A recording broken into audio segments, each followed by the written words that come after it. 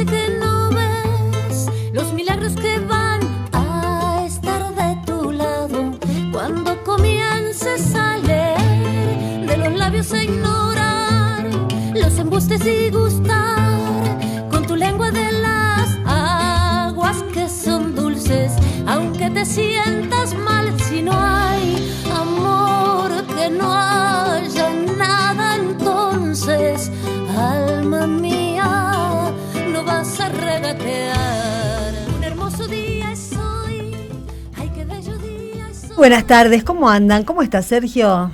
Lo bien que me permite la situación económico-social ¿Latinoamericana o Argentina en particular? Argentina en particular. Bueno, venís de una asamblea en Radio del Plata, ¿no? Exactamente, momentos decisivos de esa radio, ojalá que pueda no cerrar. Sí, ojalá que además de mil flores, florezcan algunos cuantos medios de comunicación que necesitamos antes de octubre. Ojalá que alguien se ponga media pila y se dé cuenta de que necesitamos comunicar, que necesitamos vías de comunicación, porque hay gente del otro lado que también está esperando voces, y con las redes sociales no alcanza. Quería empezar este programa mandándole un abrazo enorme a Amado Vudú, que perdió hace 6 meses a su padre, ayer perdió a su madre. En los dos casos, ambos murieron con el dolor de saber a su hijo injustamente detenido. Y estas son las cosas que no tienen remedio, pase lo que pase después. Esto ya sucedió, ya pasó. Esto no tiene demasiado retorno. En el caso de Vudú, aparte, tuvo a sus mellizas, a sus mellizos, también en cautiverio. También. Y tiene esa enorme compañera que es Mónica, que, bueno, por suerte la encontró para armar esa familia que está soportando tantos obstáculos, pero también es una mujer fogueada en la política y siente también, además de amor, mucha admiración por su compañero. Pero bueno, todas estas situaciones, ligo esto con lo que pasó durante el fin de semana y que tanto hizo explotar las redes ayer. Y digo las redes porque fueron el único lugar donde prácticamente se habló de la agresión que había sufrido la expresidenta en el avión rumbo a Cuba,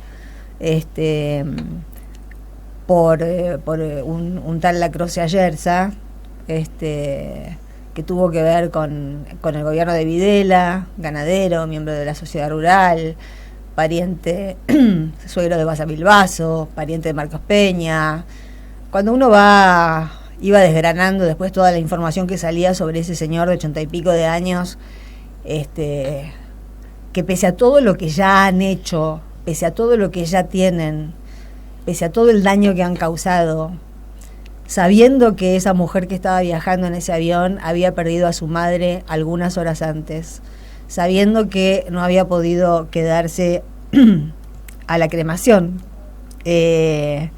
porque ya tenía previsto viajar a Cuba y no como hace el actual presidente, para descansar día por medio, sino para visitar a su hija enferma, y enferma por esas enfermedades autoinmunes. Yo tengo también de esas que surgen después de un golpe de estrés muy fuerte. Así todo, necesitó vomitar el odio que tienen adentro. Lo han tenido siempre.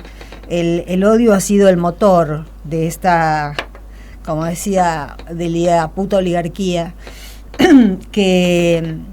que se cree realmente. Uno a veces habla de Estados Unidos y de la supremacía blanca. Bueno, esa noción de supremacía se ha trasladado, se ha inoculado en cada una de las élites oligárquicas del patio trasero.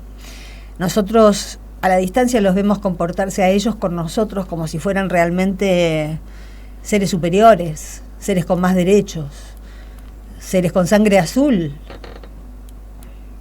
Y a su vez los vemos comportarse como felpudos con los más poderosos que ellos. Vemos cómo se deja, por ejemplo, Macri maltratar y ningunear por Trump. ¿Se acuerdan esa escena cuando vino Trump, la Cumbre de las Américas, que lo dejó parado solo en el escenario? Llamándolo, sí, ellos, bueno, como decía Néstor, ¿no? Son fuertes con los débiles y débiles con los fuertes. Es lo más sencillo del mundo, digamos, no hay que hacer ninguna elaboración psíquica, ideológica ni intelectual para que salga eso. Es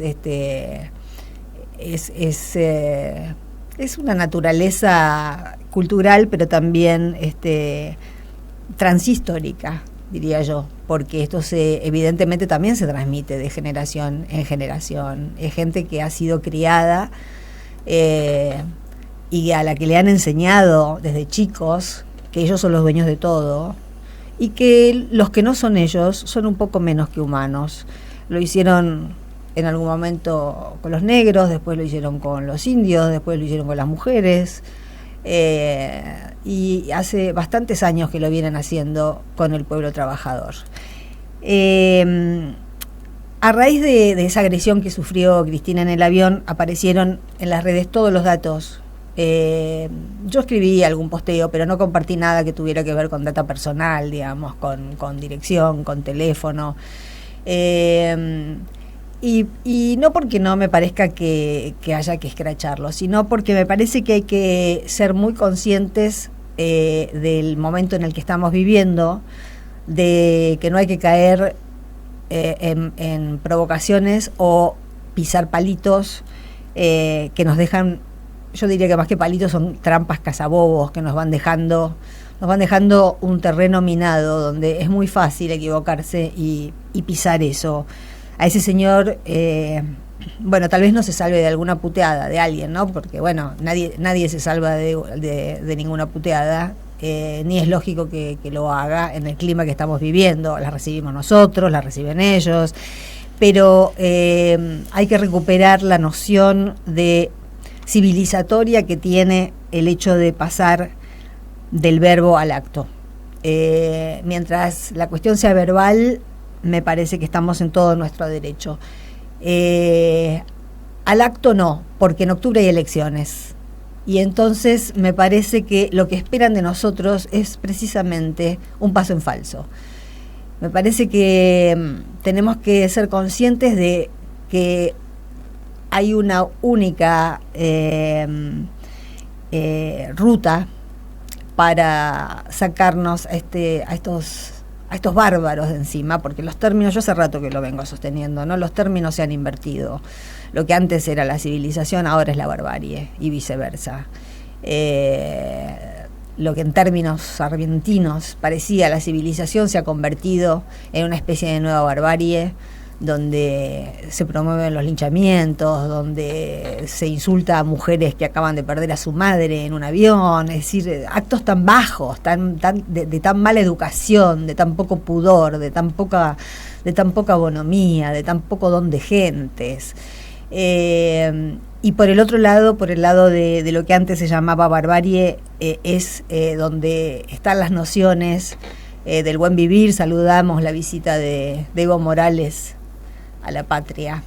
Pero quería cerrar este editorial, que lo vamos a hacer un poquito más corto, porque últimamente vengo como desaforada, Sergio. Bueno, el programa es semanal, entonces a uno se le van acumulando ideas. Quería terminar lo que estaba diciendo. No hay que equivocarse, no hay que arrebatarse, hay que acumular fuerzas. Y hay que tener muy presente que la verdadera venganza, la verdadera revancha, escuché muchas veces, leí mejor dicho, muchas veces esas dos palabras desde hace 24 horas, porque el ánimo está caldeado, porque hay mucho dolor, porque se están metiendo con cosas que no tienen remedio, como lo que pasó con Amado, como lo que pasa con Cristina, como lo que pasó con Timerman, como lo que pasa con las más de 40 personas que están detenidas injustamente, ilegalmente, además de todo el otro dolor que lo vemos por todas partes y que ya es incontenible. Pero hay que acumular fuerzas, hay que convencer, y la venganza y la revancha para nosotros tiene que ser la justicia social. El día que en este país haya justicia social, que ni siquiera ahora yo creo que nos va a alcanzar el 50-50, yo ya lo iría subiendo a 60, la parte de que le toca a los trabajadores. Hay que pensar en algún sistema más amplio, hay que estirar esos márgenes para la gente que viene sufriendo desde hace 4 años, pero no es desde hace 4 años, es atávico esto. Lo que más les va a doler no es una piña, me parece que castigar a una clase, y a esa clase el único castigo que le duele realmente es que tome el poder una fuerza que nos ponga de nuevo en el camino de la justicia social, de la soberanía política y de la independencia económica. 2, 3.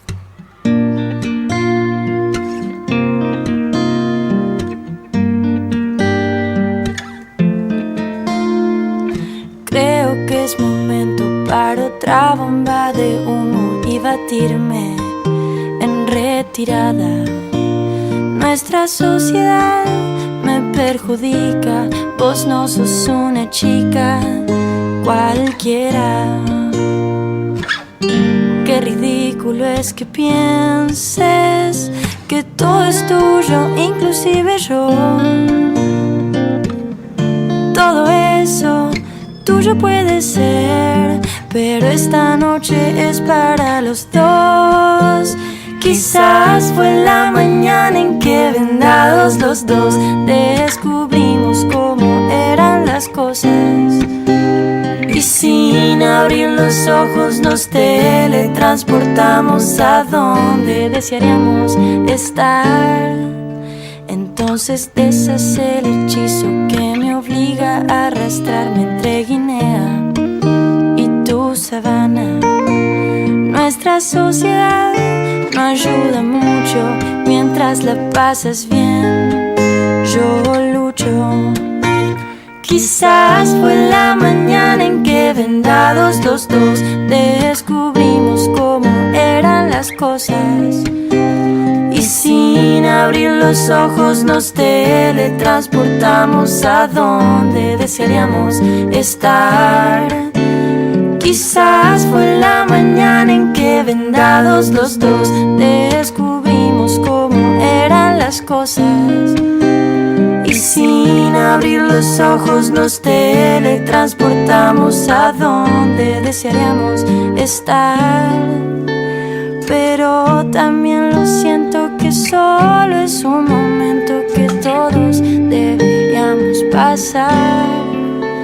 Quizás fue la mañana en que vendados los dos descubrimos cómo eran las cosas. Bueno, más adelante, cuando llegue el turno de nuestro columnista Diego Rubinsal, vamos a estar conversando sobre cómo fue, qué pasó esta mañana en Casa de Gobierno, en ese presunto pacto de caballeros. A mí la sola formulación a uno lo hace, digamos, uno se ríe por no llorar, o a lo mejor lloramos, no sé, a lo mejor alguno de ustedes llora, pero que te presenten, que este gobierno con esa gente te hable de precios esenciales, y te lo anuncie como un pacto de caballeros. Cuando te dicen pacto de caballeros, ¿qué quiere decir? Que no van a controlar nada, si tienen 12 inspectores para ver todo. Sí, acá me apunta que lo esencial es invisible a los ojos. Los productos van a ser invisibles a los ojos. Las góndolas van a estar vacías, como cuando uno va ahora al supermercado después de las 9 de la mañana. Ya lo barato no está más, está el lugar vacío. Entonces, además no creen en eso. Lo hacen para hacer algo, pero es todo como los conocemos, digamos. Es pura puesta en escena, pura ficción, es algo para decir en cámara, para llenar el espacio, y después en la realidad eso no sucede. Venimos hablando acá todo el tiempo de lo necesario que es encontrar esa grieta entre la realidad y la sensación de irrealidad que generan estos tipos y los 450, 500 medios de comunicación sicarios que están haciéndoles de porristas desde hace no 4 años, desde hace 12, por lo menos desde el primer gobierno de Cristina, que vienen porreando, en el mal sentido de la palabra, digamos, que vienen haciendo de porristas de un gobierno que está fuera del lenguaje. Pero los controles de precios en otros gobiernos existían. Hoy compartí un afiche de vos fíjate vos la diferencia que hay entre un modelo de país y una medida tomada a tontas y a locas para anunciar algo, porque algo hay que decirle a la gente, porque si no tenés miedo de que tomen la Bastilla. Un afiche del primer peronismo donde se veía, donde había una leyenda que decía algo así como: para esto sirven los ferrocarriles argentinos, y anunciaban el litro de leche a 1 centavo y el flete gratis, porque para eso eran los ferrocarriles argentinos peronistas, para llevar los insumos necesarios a toda la población a precio bajo. Exacto. Vos sabés que hay tengo problemas con el micrófono, lo voy a agarrar así. Hay una tesis de doctorado de Diego Gabriel Lifurrena. Los nombro porque es muy buena tesis, la verdad que es un texto para leer, que tiene que ver con la historia del control de precios en la Argentina, que la verdad que lo que han anunciado no es un control de precios, es justamente, hoy se reunían recién con los empresarios para tratar de formalizar el acuerdo. Sí, en el fin de semana aumentaron un 45. Exacto. A ver, le pueden bajar un 20. Exacto. Y una de las consignas que dice Diego Gabriel de Furrena es: todo precio es político. Ah, de ahí lo sacaste, me pareció. Yo dije, qué genial, Sergio.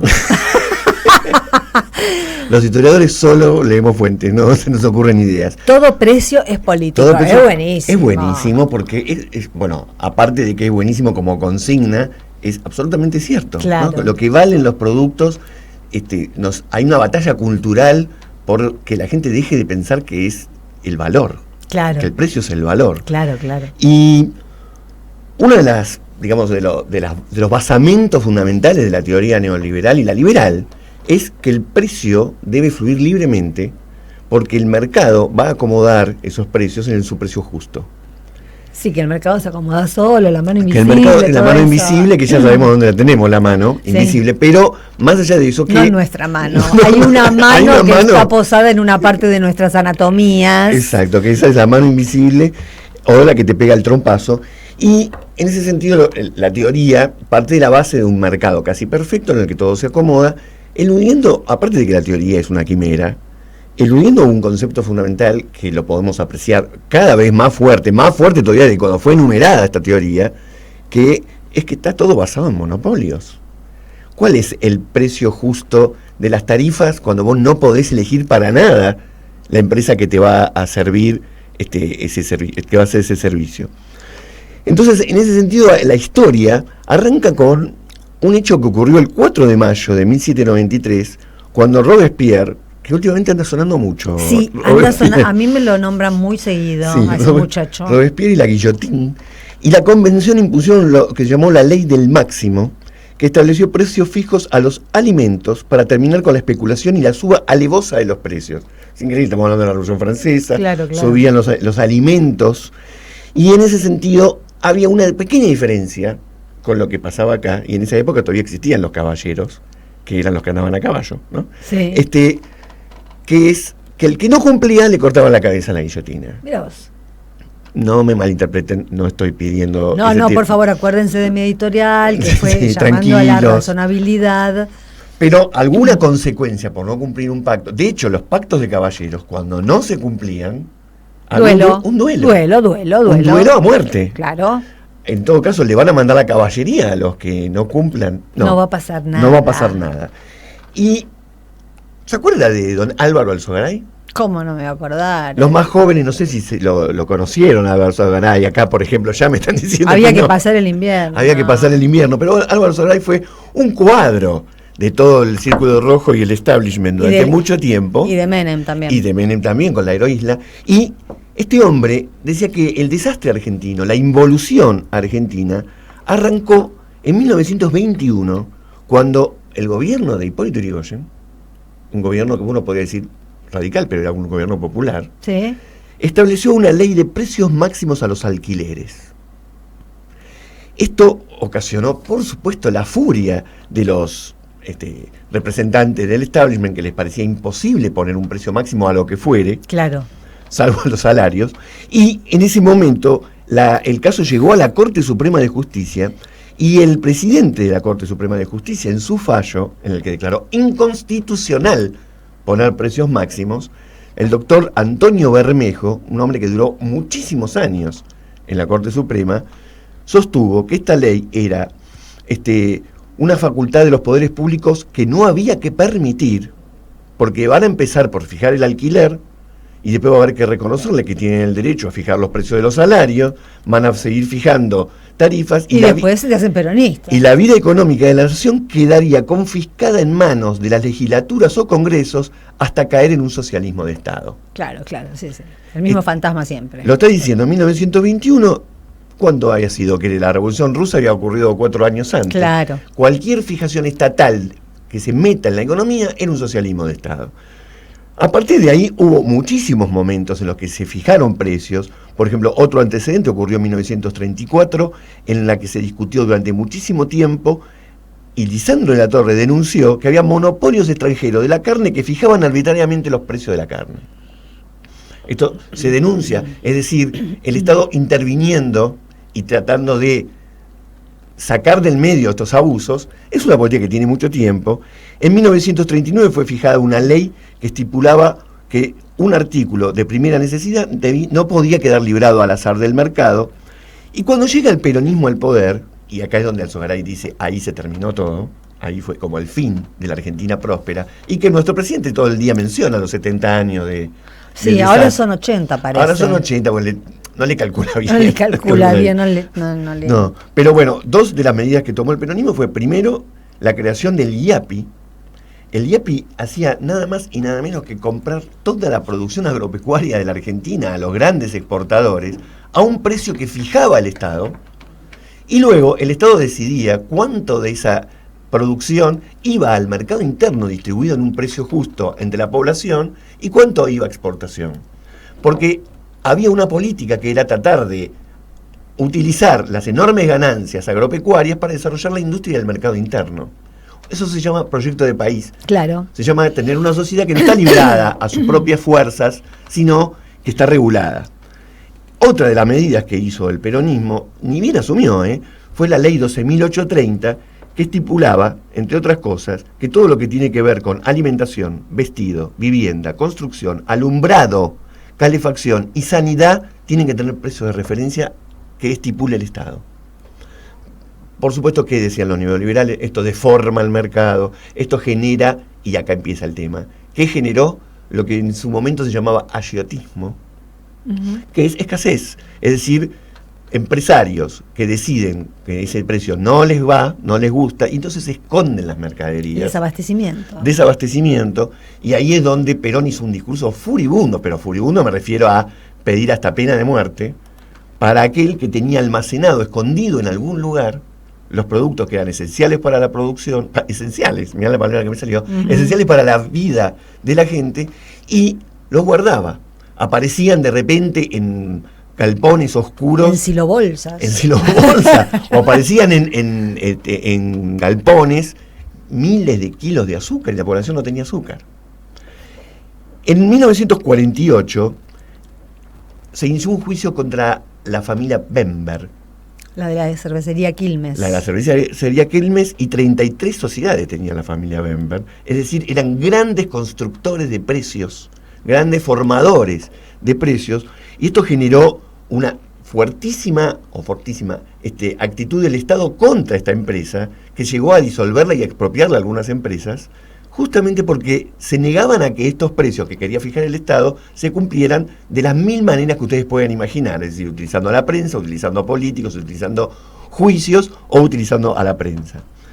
En el año 1959, es decir, después del golpe del 55, porque uno de los motivos del golpe del 55 fue decir que vamos a buscar la libertad, esta es la palabra que siempre usa el liberal, la libertad del mercado. Sí, sí, cuando ellos hablan de libertad se refieren solamente a la libertad de qué hacer con el dinero, nunca a qué hacer con tu cuerpo, qué hacer con tu vida, o qué hacer si no sos uno de ellos. Sí, aparte, la libertad del mercado es la opresión del débil, ¿no? Hay una frase que, permitime que Sí. yo la digo siempre, pero Sí. a mí me parece brillante, y justamente el otro día me acordaba que fue pronunciada en una clase en Notre Dame. El día que se quemó Notre Dame, yo recordaba que ahí fue la conferencia de un cura muy famoso que se llamaba Henri de la Cordière, y la frase, que es del siglo XVIII, pero tiene una actualidad increíble, es entre el fuerte y el débil, la libertad es lo que oprime, y la ley es lo que protege. Exacto. La ley es lo que libera. Uh-huh.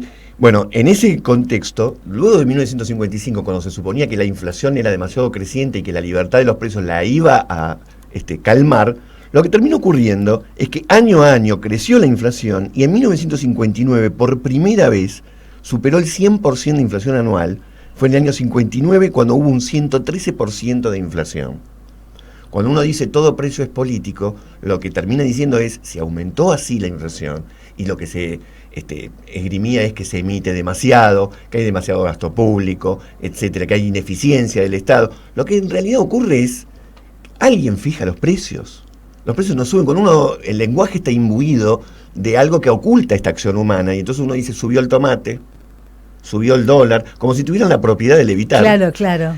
Como si fuera un sujeto. Como si fuera un efecto natural. Como si fuera un efecto natural o que tuvieran la propiedad de subir. La mano invisible está ahí, en Exacto. la remarcación del precio. Pero más que invisible es la mano oculta. Claro, es ¿no? oculta. Es la mano oculta porque hay alguien que decide remarcar, alguien que decide que el dólar suba, no pasa solo, no hay como una especie de fetichismo, en este caso en el que uno le da vida a objetos que no tienen vida. Uh-huh. Si sube el precio, alguien lo subió, alguien lo convalidó y alguien quiso obtener más ganancia respecto a otra persona que va a quedar con menos ganancia. Toda la política de control de precios a partir de ese momento, la Argentina, recordemos, es en la historia de los últimos 100 años uno de los países que tiene más inflación del mundo. Y es un fenómeno que habría que estudiar a qué se debe, porque tiene mucho más inflación que los países vecinos. Pero solucionar la inflación es lo más fácil del mundo. Exacto, el tema es que no lo queremos solucionar. Ahora, políticas de fijación de precios hubo nuevamente en 1973 con el gobierno peronista, que volvió, y ahí fue uno de los momentos en los que más fuerte se dio el ayetismo, el ocultamiento de los productos. Y en los últimos años, digamos, desde que volvió la democracia, desde el 83 para acá, el problema de la inflación fue más pesado que nunca. Recordemos que hemos vivido momentos de hiperinflación o inflación sostenida. Estuvo el plan austral, estuvo el plan de convertibilidad. Ahora, no solamente se cuida los precios fijando un precio fijo, sino que a veces, por ejemplo, todo el conflicto del 2008 giró básicamente en tratar de poner un impuesto para que exportar no sea tan barato. Claro. Y que lo que consumimos los argentinos no tenga el mismo precio que se le cobra a una persona que lo compra desde el extranjero. Nosotros estamos comprando el pan, estamos comprando la harina, estamos pagando el gas en forma dolarizada, porque la ganancia que se le quiere garantizar es una ganancia internacional. Bueno, ayer entre los materiales que vi circulando había uno que era una charla de Lacroze Ayerza en no sé en qué ámbito, en la sociedad rural, supongo. Y exporta carne. Además, bueno, Samid, recordemos, fue detenido hace 2 semanas. Sí. Por una causa de 1996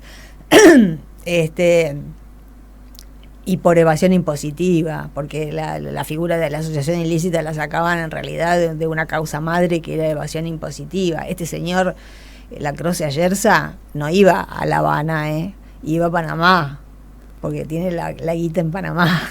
Exacto. Entonces ya hay un momento donde el elástico se corta.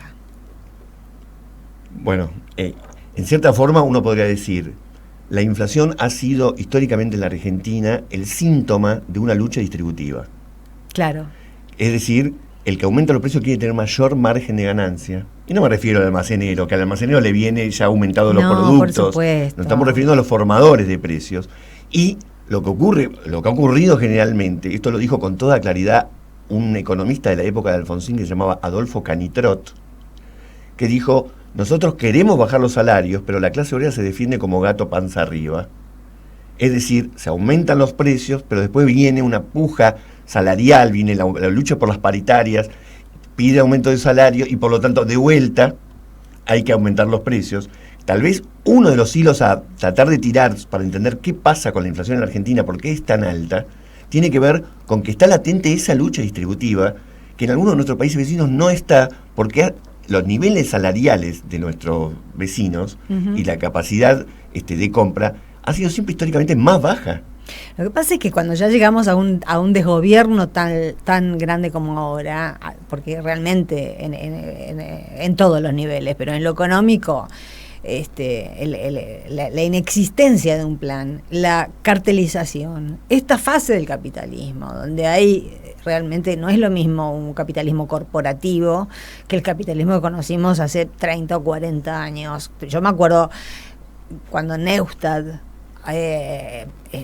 operaba contra Entel, porque quería la privatización de los teléfonos, que el latiguillo era: yo tengo que poder elegir entre el teléfono naranja y el teléfono celeste, porque así ellos compiten.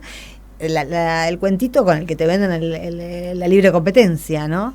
Y después Entel desapareció y nunca hubo competencia, porque le asignaron una parte del país a una compañía y otra parte del país a otra compañía, y jamás pudimos elegir qué compañía es la que te toca, que ni siquiera te atienden. Exactamente. Y te hacen entrar al Veraz. Telecom te está haciendo entrar al Veraz. Me pasó el mes pasado y no lo puedo creer.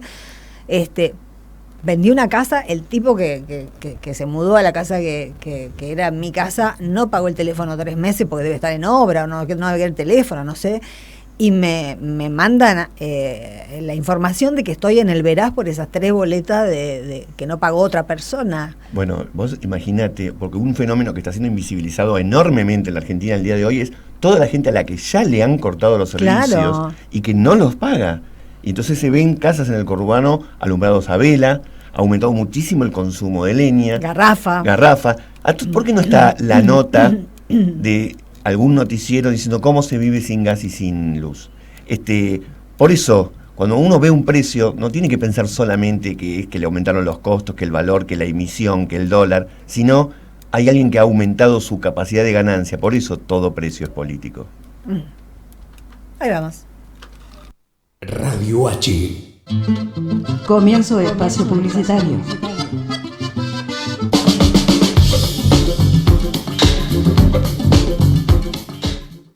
Estudio PM Contadora Paula Medina.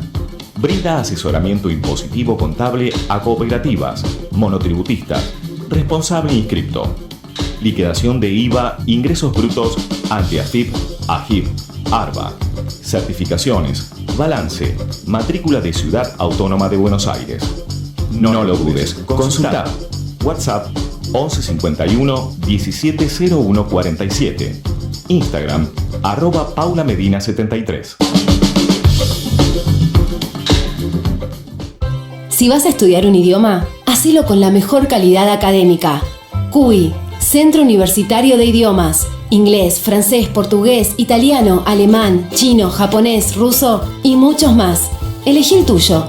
Últimas vacantes. Certificados y diplomas UBA. Informes en www.cui.edu.ar o al 53 52 8000.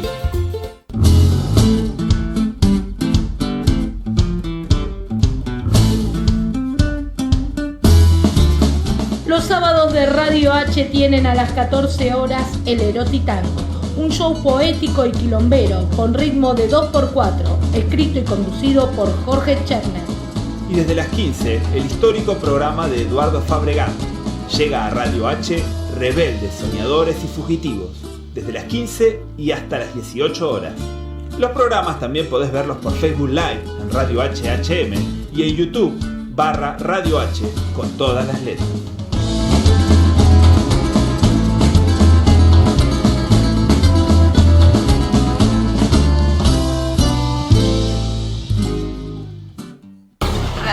Radio H. H con todas las letras. Con todas las letras.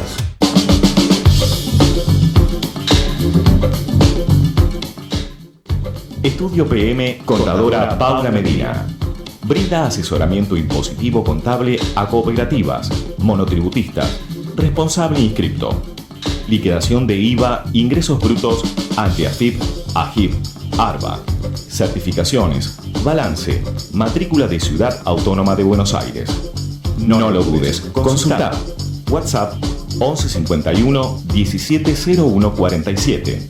Instagram @PaulaMedina73.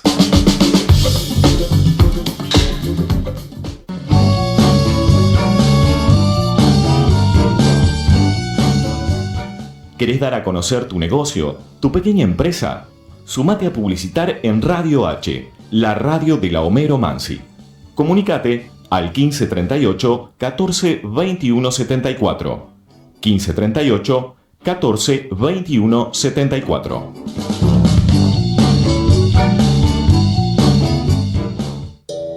Las palabras más importantes del mundo empiezan por H. Hambre. Hambruna. Hambrientos. Porque la H también nos indica contra lo que hay que luchar.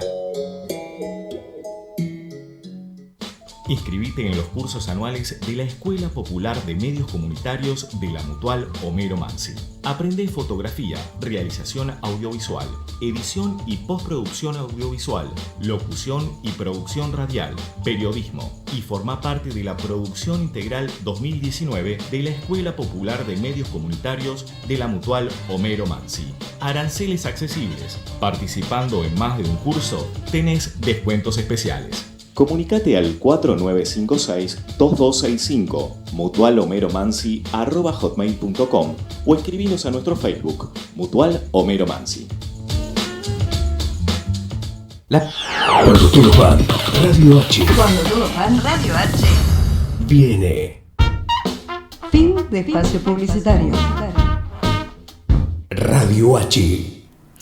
Bueno, vamos a continuar con el programa y con la primera de nuestras columnistas, Silvia Vilta. ¿Cómo te va, Silvia?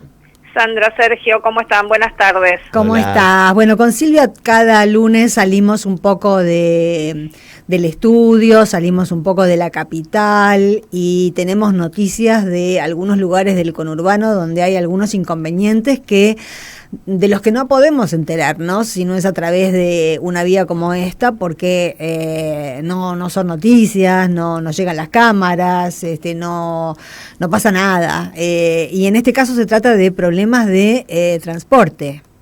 Un problema, Sandra, que se está desarrollando hace mucho tiempo, que los trabajadores están tratando de visibilizar con diferentes acciones que están llevando adelante. Uh-huh. Se trata del conflicto de la empresa Expreso Lomas, una empresa de transporte que ahora más adelante les voy a contar en qué situación se encuentra, uh-huh. Pero que las consecuencias de este conflicto son que hay 400 trabajadores en una situación de total incertidumbre en relación a su fuente de trabajo y 50.000 usuarios sin servicio, un barrio completo, el barrio El Saizar de Esteban Echeverría, que es el que contaba con una de las líneas con la prestación del servicio y que hoy ante la situación en la que se encuentra, que es que desde el 12 de marzo no está funcionando por la falta de resolución del conflicto, entonces este barrio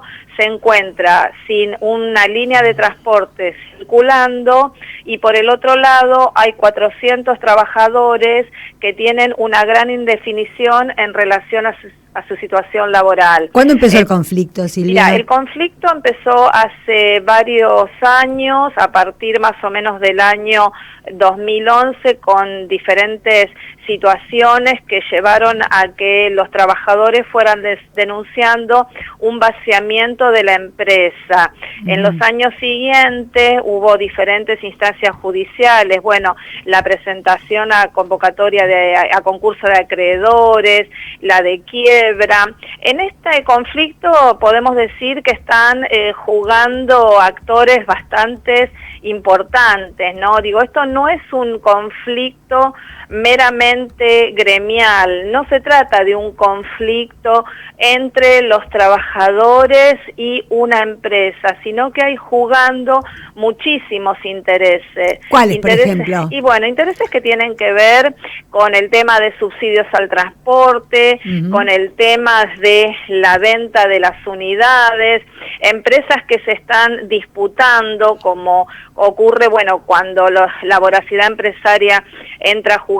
Por un lado, la empresa original que recibía los subsidios correspondientes y que, según lo que denuncian los trabajadores, se fueron quedando con eso y no realizaron las inversiones que tenían que realizar. Qué raro. Entonces, de las 140 unidades con las que contaban las tres líneas que son la línea 112, 165 y 243, se fue produciendo un deterioro progresivo de las unidades. Esas tres líneas conforman el Expreso Lomas. Esas tres líneas conforman el Expreso Lomas y prestan servicios, por ejemplo, las líneas nacionales, que son la 112 y la 165, servicios entre Esteban Echeverría y Plaza Miserere, entre Esteban Echeverría y la zona, dame un minuto, porque son Monte Grande, Plaza Miserere y Pompeya Bursaco y Lanús y Puente Saavedra. Esos eran los recorridos de las líneas nacionales y de las 243 Lomas Monte Grande, es decir, dos líneas nacionales y una línea interdistrital. Estas líneas, ninguna de las tres, desde el 12 de marzo está funcionando. ¿Y cuál es el barrio digamos, ese barrio que vos decís que queda prácticamente incomunicado? ¿No hay un transporte alternativo? No hay un transporte alternativo a menos de 20 cuadras. Es un barrio que está en la localidad de Esteban Echeverría, barrio El Saizar, que obviamente los vecinos afectados están denunciando los problemas que les trae tener que trasladarse estas 20 cuadras para poder acceder a otros transportes alternativos. Claro. Las líneas, son líneas históricas de estos barrios en los cuales hay muchísimos vínculos entre los trabajadores y los usuarios. Los reconocen, viajan cotidianamente. Incluso por una cuestión de seguridad, me imagino. Por una cuestión de seguridad, por una cuestión de familiaridad, de cotidianeidad, el hecho de acercar a las paradas a las personas, claro, de esperarlos, digo, hay todo un trato que se va construyendo y que, bueno, hoy está no solamente lesionado ese vínculo, sino afectado todo un barrio por las dificultades que implica tener que poder salir en horarios muy temprano o regresar muy tarde o sumar otro medio de transporte, lo que también encarece la cotidianeidad. Claro. Les propongo escuchar los testimonios de dos de los trabajadores con los que estuvimos conversando. Los escuchamos. Esta problemática está trayendo aparejado no solamente por una cuestión económica para los pasajeros y una cuestión de seguridad, está trayendo aparejado ese tipo de problemas. Hay un barrio aislado que es el barrio El Saizar. Nosotros salimos a hacer una actividad con los compañeros, estamos juntando firmas, estuvimos por todas las estaciones, estuvimos por los barrios y los vecinos están solidarizando con nuestra causa y porque ellos también necesitan el servicio. Lamentablemente hoy hace 34 días que estamos parados definitivamente.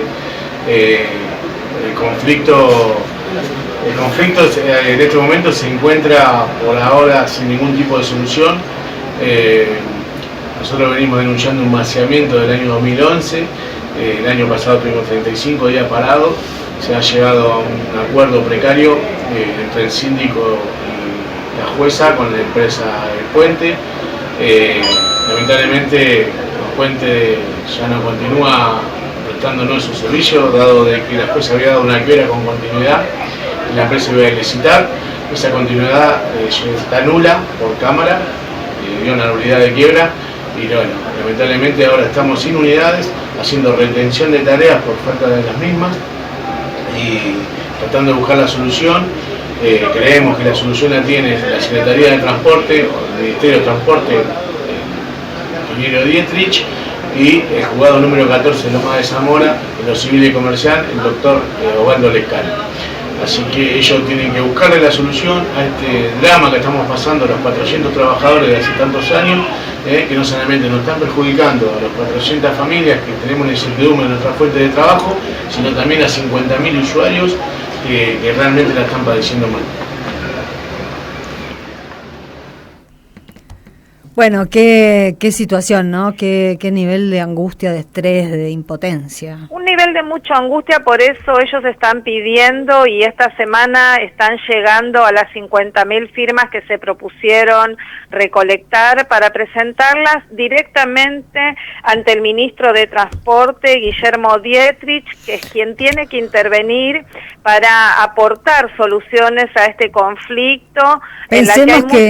Pensemos que esta gente, el futuro de esta gente depende de un hombre que dice que el destino natural de los argentinos es Miami. Claro.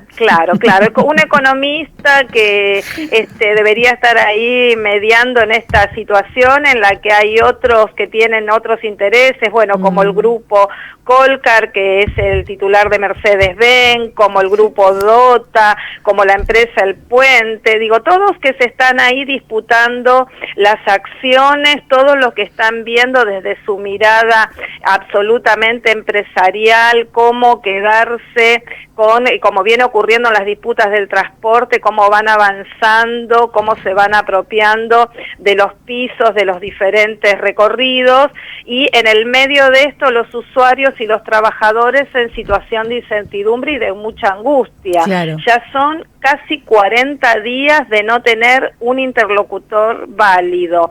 El juez que tiene a cargo la causa, que es el juez en lo civil y comercial del juzgado número 14, Osvaldo Lescano, no los recibe, no les da respuesta. Imagínate también lo que son las interlocuciones con las secretarías o el Ministerio de Trabajo. Entonces el ministro Dietrich tiene en este momento que tomar el asunto, tiene que poder dar una solución, porque es quien tiene la responsabilidad de garantizar el acceso al transporte de los usuarios y también que esto permita llevar una solución a los trabajadores. Sí, yo estaba pensando en el latiguillo cuando que nos han atormentado tantos años, ¿no? Con los piquetes y el derecho a la protesta versus el derecho a la libre circulación, que es el latiguillo de TN, prácticamente ante cada corte de calle que hubo en los últimos años. Esto también es libre circular, el derecho a la circulación de la gente que vive en esos barrios. Y sin embargo, es lo que retomamos lo que decíamos al principio del programa. Para la gente que está en el gobierno nacional y en algunos distritos o en la provincia de Buenos Aires, el trato que se les da a ciertos conflictos que evidentemente implican a determinado tipo de personas, de ciudadanos, lo que nos dicen, lo que nos indican es que no nos tratan como a seres humanos, nos tratan como a algo menos que humanos. Así es, y cuando el conflicto se visibiliza se lo hace desde el lugar de la estigmatización, o son los choferes cortando el puente de la Noria, claro, o quemando gomas, o negándose a trabajar. Aparece el conflicto presentado de una manera que no muestra el trasfondo de la cuestión. En fin, bueno, les deseamos suerte, pero la verdad que en esta, yo me imagino que conflictos como que están ahí abajo en la penumbra, ¿no? Abajo de la luz pública, justamente retomo la idea de que estamos viviendo una etapa en la Argentina donde en lugar de luz pública hay oscuridad pública provocada por una cantidad, por cientos y cientos y cientos de medios que estos temas no les importan, no los toman. Cuando paran los aviones en los aeropuertos, sí, como implica otro público, sale en todos lados. Claro. Esto es gente Esto es, claro, por eso decía menos que humano. Claro. Esto está en los arrabales de lo que ellos consideran el mundo. Y así toda la Argentina es un arrabal de lo que Trump considera el mundo. Somos como unas mamushkas donde se reproduce, ¿no?, el mismo sistema de desprecio y de subestimación. Les deseamos suerte, pero me parece que el tiempo no corre a favor de ellos, y de toda esa gente que está viviendo situaciones, además de todo lo que deben estar padeciendo por todo lo que ya sabemos. Vos imaginate lo que es, que a todos nos dicen, todos lo hacemos, hay que caminar, hay que recorrer para encontrar 10 mangos, algo más barato. ¿Cómo hace una gente en un barrio donde se quedaron sin transporte público para caminar y para buscar las cosas, o para conseguir alguna changa, o para salir de tu barrio, para irte a otro lado, los chicos para ir a la escuela, qué sé yo? Se transforma en una pesadilla cotidiana y chocás contra el paredón de que no te ven, no existís. Así es, una angustia más y una ausencia más del Estado. Bueno, muchas gracias, Silvia, por contarnos esta historia. Buena tarde, hasta luego. Chao.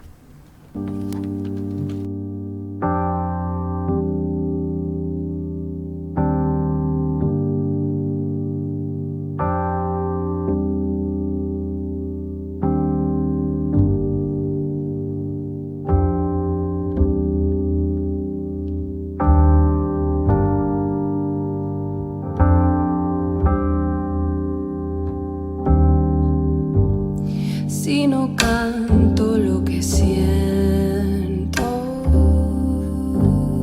me voy a morir por dentro.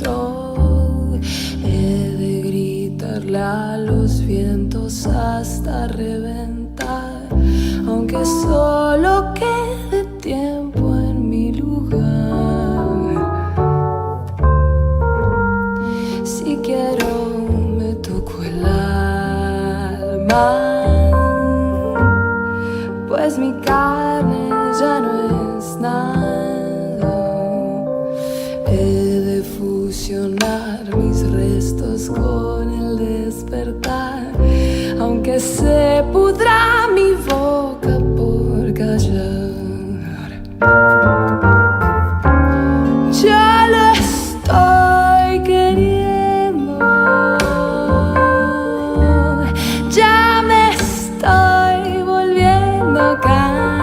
Canción, barro tal vez. Y es que esta es mi corteza, donde el hacha golpeará, donde el río secará para callar. Y es que esta es mi corteza, donde el hacha golpeará, donde el río secará para callar.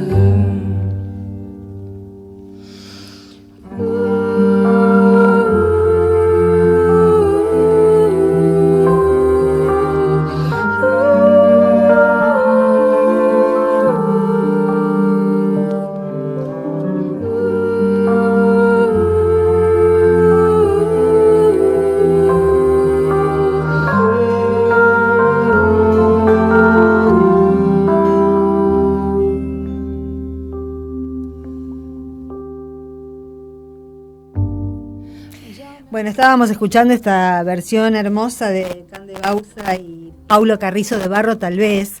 Yo no sé si ustedes saben que esta maravilla Luis Alberto Spinetta la compuso a los 16. Sí. Nos estamos asombrando mucho de Greta Thunberg, que tiene 16 y es una activista mundial, global. Pero nosotros hemos tenido también, y seguramente tenemos, y todavía no sabemos los nombres, ciudadanos de esa edad capaces de producir obras de arte como Barro tal vez, y lo habían echado, una vez me contó que estaba repartiendo la copia de la letra entre sus compañeros de cuarto año secundario en el Damaso Centeno, y lo echaron porque estaba distraído, y lo que estaba repartiendo era esta letra increíble. Bueno, vamos a pasar a comentar un tema sobre el que yo leo todo lo que puedo, porque es, así como comentábamos recién con Silvia Vilta, lo invisibles que son tantos temas en este momento, lo manipulados que estamos para saber algo de información sobre lo que le conviene al poder que sepamos.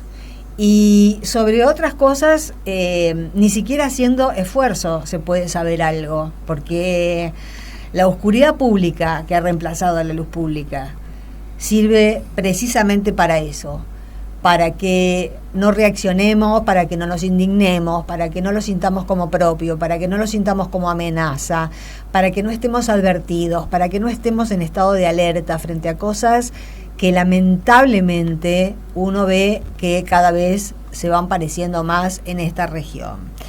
En marzo de este año, es decir, el mes pasado, en la oficina de la Alta Comisionada de Naciones Unidas para los Derechos Humanos, que no sé si ustedes saben, pero es Michelle Bachelet, la expresidenta de Chile, se presentó un informe sobre la situación en Colombia vinculada al asesinato masivo de líderes sociales. Esos líderes sociales, ¿se me escucha bien? Porque yo escucho todo mal. Escucho muchos ruidos y no estoy loca. Escucho voces. No, voces no. Escucho ruidos. Hola, D'Alessio.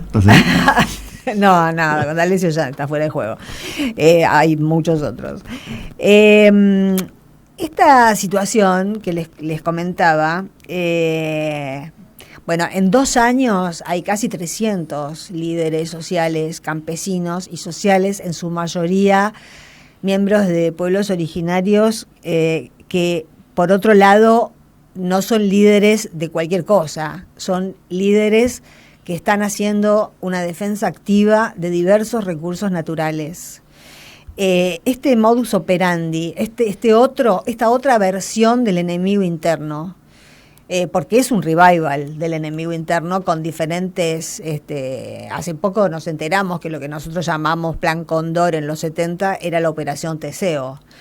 Bueno, no sé cómo se llamará esta operación y cuándo nos enteraremos de cuál es su nombre, pero no es al azar, no es porque sí, y responde a un plan, algo absolutamente planificado, por supuesto, por el Departamento de Estado y la CIA, como todo lo que pasa en esta región del mundo que parece, ellos creen, así como la Croce Ayerza y toda su familia y toda su parentela creen que son superiores a cualquiera que viaja en el 60, hay una élite global que considera a cualquiera que está fuera de esa élite, de ese verdadero círculo rojo global, como gente funcional, gente, buenos chicos, como decía Trump de Macri, pero en realidad uno les puede oler el profundo desprecio que sienten, ¿no? Nunca Macri, haga lo que haga, integrará ese círculo, porque es un círculo para 4 personas y ya está ocupado hace rato. Les decía, en esta fase, estos gobiernos, el de Argentina, el de Colombia, el de Perú, el de Honduras, el de Paraguay, el de Chile, y sigue la lista, el de Ecuador, naturalmente, son gobiernos que están funcionando bajo una misma égida, cada uno con un matiz diferente, pero evidentemente este nuevo Plan Cóndor, ahora le estamos diciendo el Plan Cóndor 2, después seguramente sabremos cuál es el nombre que le han asignado quienes lo pergeñaron y quienes lo están poniendo en práctica. Nosotros lo tenemos, digamos, nuestra composición social es bastante diferente por las oleadas inmigratorias a las de otros países de América Latina, y quizá no tengamos tan presente lo tenemos por supuesto encarnado básicamente en los mapuches, la defensa de los recursos naturales. Por eso mataron a Santiago Maldonado y por eso mataron a Rafael Nahuel y por eso extraditaron a Facundo Jones Wala. por eso tratan, y por eso en Chile los han declarado como una organización terrorista. Ahora declaran terrorista hasta una parte del ejército regular de Siria. O sea, ya tomaron mucho vino. Muchachos, están como ya con una especie de delirium tremens. Pero está muy claro que han venido todos estos gobiernos a ejecutar una sola y misma cosa en los diferentes países de la región, que es a eliminar a opositores políticos y sociales, a quebrar organizaciones sindicales, porque quieren quebrar organización popular. Y no tanto en nuestro país, pero sí en Colombia, sí en Perú. Esa defensa de los recursos naturales, históricamente, ancestralmente, la llevan adelante líderes campesinos que muchas veces, como lo fue en Honduras con Berta Cáceres, que probablemente fue la primera víctima notable, candidata a Premio Nobel de la Paz, una luchadora por los humedales, que se oponía enérgicamente a la creación de una represa eléctrica en la zona donde vivía su etnia, y fue asesinada. No fue la única, hubo asesinatos en masa en ese año, hace 2, en Honduras. Después los crímenes siguieron bajando, y ahora en Colombia, la ONU pide que se tomen algunas cartas en el asunto, no porque la ONU vaya a resolver nada. Ya sabemos qué es la ONU, qué es la OEA, son todas herramientas difusas que a veces pueden hacer presión hacia cierto lado justo, pero que en general son instituciones donde Estados Unidos tiene la última palabra. De todas maneras, sirve saber que se ha tomado conciencia de que el 86% de esos asesinatos, de casi 300 personas, están en la impunidad. No hay ningún juez que los investigue. Esto pasó durante décadas en México, hasta que México, ahora ha votado otra cosa, pero nuestros países siguen bajo el influjo de esta cosa tanática. Y estos líderes, que son, imagínense, después de años y años de este tipo de irregularidades, de este tipo de barbaridades. Yo recuerdo siempre, y voy a cerrar con esta anécdota de Manuel Escorza, un gran escritor peruano, que cuando le preguntaron por qué en América Latina florecía el realismo mágico, Escorza decía que contaba una anécdota, que una vez en Perú 12 comuneros le fueron a pedir aumento de sueldo a un terrateniente. Y se armó una causa, en realidad, porque los 12 comuneros fueron fusilados.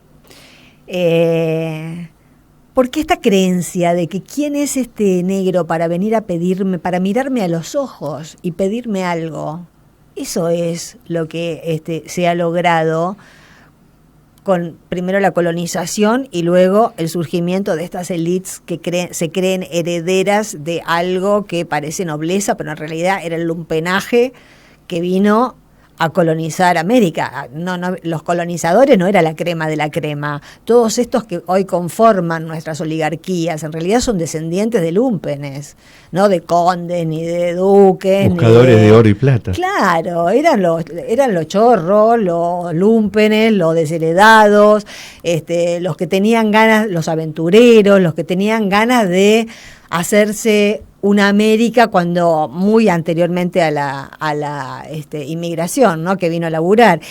Pero de esa gente fue la que acumuló originariamente tierra en nuestra región.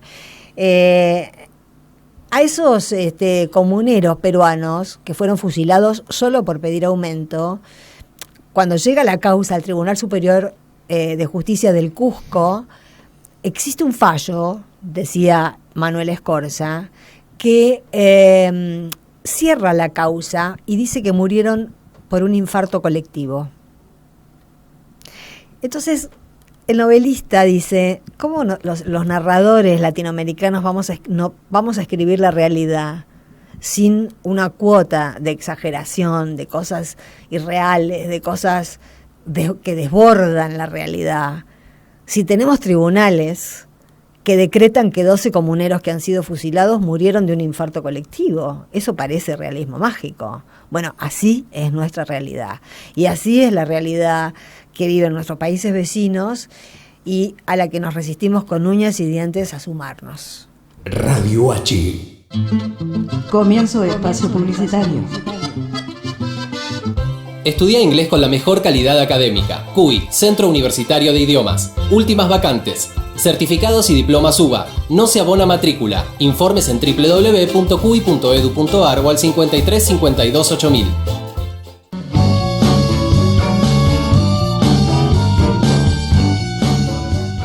¿Querés dar a conocer tu negocio, tu pequeña empresa? Sumate a publicitar en Radio H, la radio de la Homero Mansi.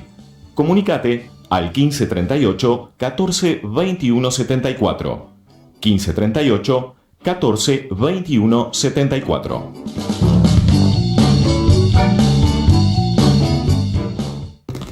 Nuestra cuenta de Twitter. @Radio H. @Radio H. H. Con todas las letras. Con todas las letras. Las palabras más importantes del mundo empiezan por H. Discúlpame, pero la plata, la guita, la billulla y los morlacos no llevan H. Porque la H no tiene precio. Seguí escuchándonos por www.radioh.com.ar.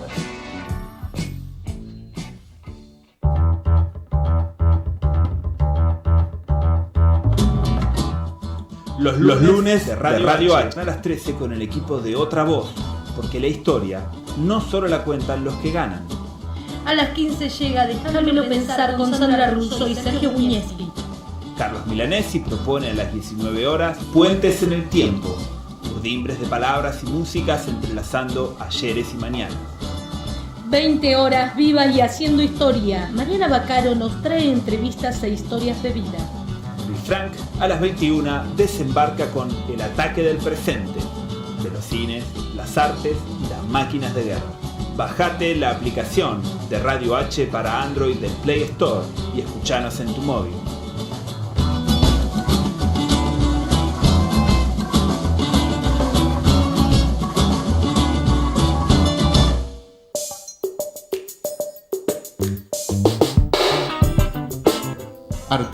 Artes gráficas, servicios gráficos de diseño e impresión, sistemas offset y digital, diseño gráfico institucional y social, atención especial y personalizada a comercios y pymes. Comunicate con nosotros al 4923-5400 o al mail graficamensaje@gmail.com.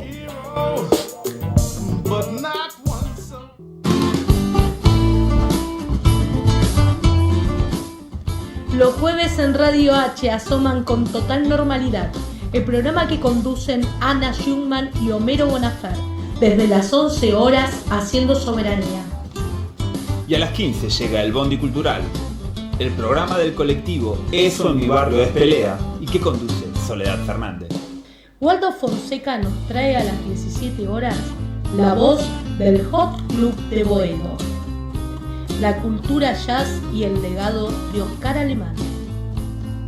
Desde las 18, Original y Copia, el programa de los egresados de la Escuela Popular de Medios Comunitarios. Y a las 20, Gustavo Paura se confabula para hacer Salgan al Sol, con un gran equipo del pensamiento nacional y popular.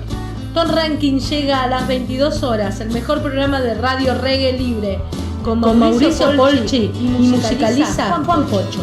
Y a las 23, ponemos en órbita la aterciopelada idea de Otoño en Pekín, cirujeo contracultural de Almagro al mundo.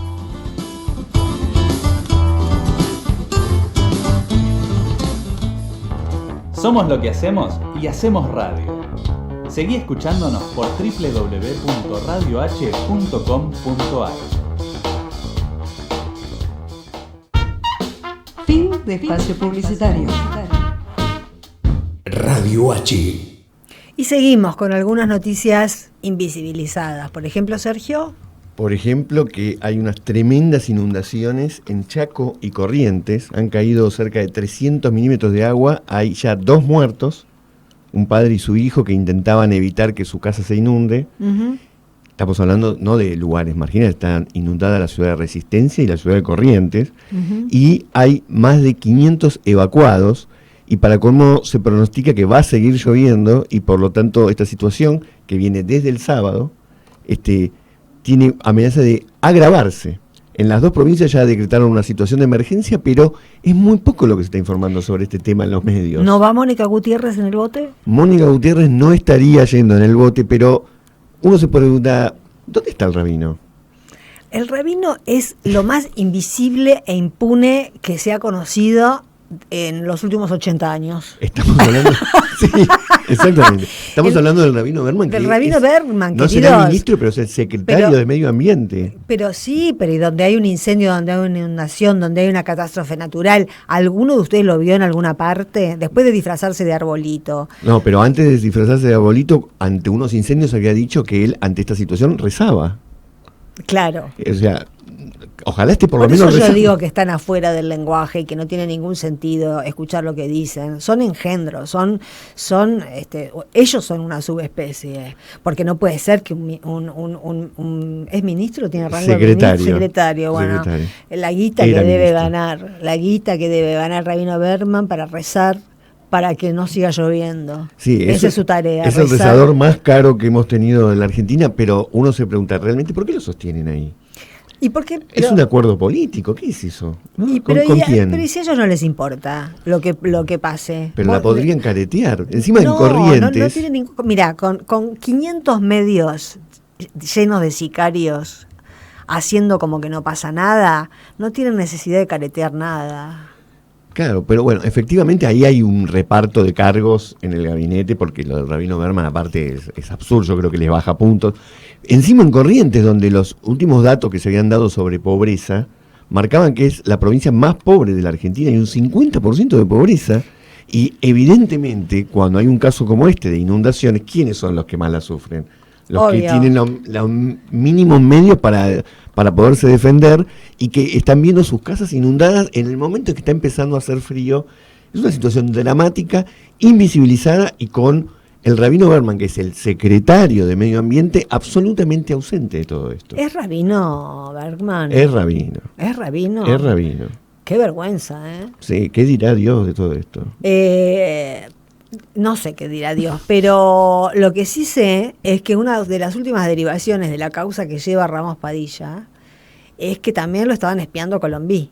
No se salvaba nadie. No se salvaba nadie. Y no quiero dejar de mencionar que también como derivación de esa causa, parece que hoy se despertó el fiscal de Dolores Curi, que dijo, cambiame la música. Ay, ¿qué dice ahora? Y la citó a declarar a Mirta Legrand y a Nacho Viale. ¿Nacho Viale es el nieto? Sí. Bueno, a Nacho Viale, porque yo mucho de la farándula no la conozco, por el tema de Natacha Haidt. Así que va a tener que ir la señora a declarar a Dolores y con el nieto para explicar ante el fiscal cómo se tramitó, con quién se tramitó la invitación de Natacha Haidt a ese programa de televisión.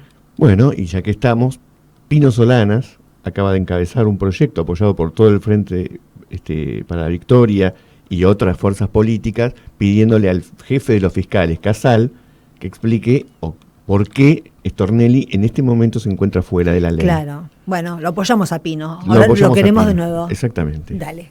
Mantenete informado y escuchanos a través de www.radioh.com.ar. Seguinos por vía Twitter, @Radio H, o visita nuestro Facebook, Radio H. Bueno, vamos a ir con el segundo de nuestros columnistas de hoy, Jorge Elbaum. ¿Cómo estás? Hola, ¿cómo están por ahí? Nosotros bien, tomando unos mates, hablando de cosas invisibilizadas, muchas noticias invisibilizadas. Sí, y efectivamente, todo lo que no quieren escuchar se silencia, ¿no? Todo, pero cosas graves, cosas que afectan la vida de la gente. Estábamos hablando de las inundaciones en Corrientes, estábamos hablando de los líderes sociales asesinados en Colombia, en fin, de una gran, un amplio abanico de temas de los que no, si uno no los busca y no los rastrea, no se entera de nada. Entonces, nos venís bien vos, Jorge, hoy, porque nos vas a hablar de la esperanza.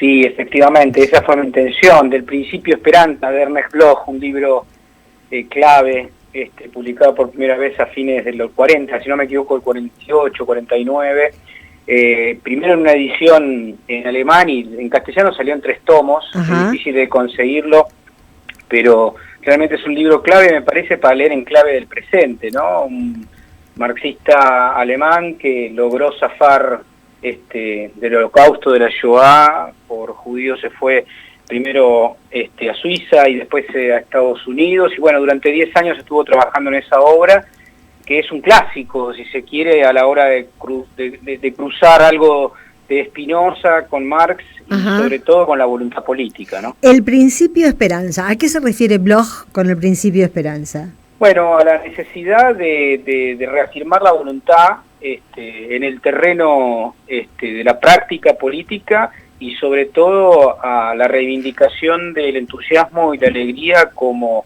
dispositivo clave e imprescindible para esa lucha, para esa conquista, para esa pelea. Ahora, yo deduzco que por lo que decís, es para conservar la alegría, para conservar el entusiasmo en situaciones muy adversas, y bueno, la que pasó Bloch no ha sido una de las más adversas de la historia de la humanidad, ¿es necesaria también cierta organización o no? Sí, en realidad la esperanza se construye colectivamente, ¿no? Por eso, claro. La esperanza se construye colectivamente y efectivamente hay un capítulo del tomo 3 que es clave, que él dice que la esperanza es contagiosa, ¿no? Yo no me acuerdo si incluso así se llama el capítulo, si no me equivoco más, la esperanza contagiosa, de que en realidad uno necesita abrevar en otros para que eso tenga sede en la realidad, porque si no existe la esperanza individual porque se termina con uno. Claro. Y la esperanza social tiene la maravillosa continuidad de no depender ni siquiera de la vida de uno mismo, sino que es la esperanza de la humanidad por construir territorios mucho más amables, mucho más felices para la totalidad de la humanidad. Bueno, eso también yo lo ligo, digamos así, hablando libremente, ¿no? Con algo que estamos empezando a escuchar muy seguido por acá, y es que ante diversas situaciones hay de repente gente que dice vamos a continuar la lucha y si no lo veo yo, lo verán mis hijos. Sí, yo creo que eso es la garantía realmente de las mejores victorias. Cuando uno no está desesperado, porque sabe que en realidad, como bien dijo uno de los padres intelectuales del propio Ernest Bloch, que se llamaba Carlos Marx, la vida es lucha, digamos, y uno no puede quedarse simplemente nuevamente en la biografía de uno es parte de una larga cadena, que por supuesto es bueno poder ver aquello que se llegó, pero hubo generaciones en la historia de la humanidad que pelearon por las mejoras salariales, etcétera, etcétera, y recién a principios del siglo XX se consiguieron las 8 horas, ¿no? Bueno, son peleas largas, y Ernest Bloch dice una cosa muy interesante, que la esperanza es como la aristocracia de la alegría, ¿no? Esa frase inolvidable del libro que no me pude olvidar nunca, desde que muy pibe leí ese libro, que estaba de moda mucho más, sobre todo acá en Buenos Aires, en Argentina, digo, en la década del 70, ¿no? A mediados y fines de la década del 70, y después de leerlo uno quedaba con la esperanza de saberse parte de algo profundamente más importante que uno mismo, ¿no? Sí, Jorge Ernest Bloch es un enorme historiador, un enorme académico y aparte un militante, pero me quedé pensando con lo que decías, que por más que uno lea mucho, piense mucho, haga un sistema de razonamiento, si en el fondo si uno no tiene esperanza, se te pincha hasta la gana de pensar. Sí, no, yo creo que ahí hay un tema clave, que eso es Spinoza, digamos. Nosotros somos mucho más, es Spinoza, es Rousseau y es Nietzsche, ¿no? Nosotros somos mucho más corazón que cabeza, y en todo caso nuestra cabeza tiene un corazón latiendo y que si hay sin corazón no se hace nada. Vos podés tener mucha racionalidad y terminás como Cioran, ¿no? En el pesimismo, ¿no? Bueno, eso Gramsci lo graficó muy bien cuando dijo, bueno, el pesimismo de la inteligencia, de la razón, pero el optimismo de la voluntad. Sin optimismo no se hace nada, incluso en buenas o malas condiciones, y es lo que nos da elementos blog para pensar y para dotarnos de esas pilas energéticas imprescindibles, porque vos podés tener claras las cosas racionalmente, pero si no le pones pujanza, fe, ¿no? Porque tiene que ver que acá hay algo, si se quiere, que no necesariamente una posesión de la religión, ¿no? Gente atea como Bloch o incluso muy lejos de ese muchacho como mi caso, creemos que realmente la fe, la mística, la esperanza, el optimismo y la alegría son los motores más importantes de la historia. Sí, yo estaba pensando que también tenemos ejemplos, ¿no? Hoy empezamos el programa mandándole nuestro abrazo a Amado Vudú por la pérdida de su madre, haber tenido que soportar, ¿no?, la muerte de su padre y de su madre estando detenido. Tenemos el ejemplo de Milagro, y tenemos el ejemplo de Cristina también, ¿no?, que en situaciones de muchísima adversidad son estas tres personas especialmente, las tengo presentes por la entereza que contagian. Sí, yo creo que todo, a quien vos nombrás, somos todos hijos de una generación, la generación del 60 y del 70, que ha pasado tragedias realmente durísimas, realmente muy difíciles además de transmitir, y hay algo del fantasma positivo de ellos que vela por todos nosotros, porque el esfuerzo, la dignidad, el sacrificio en pos de una vida más digna por muchos, bueno, ni hablar de el padre Mujica, claro. Infinidad de otros actores, pienso en Marquitos Osatinski y en tantos que en realidad, se sabían parte de un optimismo cuasi evolutivo, digo, porque esto no termina en nosotros, y eso es hermoso también, porque saber que no termina con nuestra vida, sino que hay algo que continúa, es un desafío que Ernest Bloch marca en su Principio de Esperanza. Bueno, el Principio de Esperanza de Ernst Bloch. Gracias, Jorge. No, gracias a ustedes. Un besito. Chao.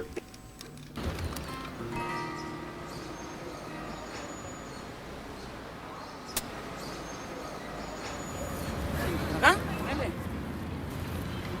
Los aviones, todo.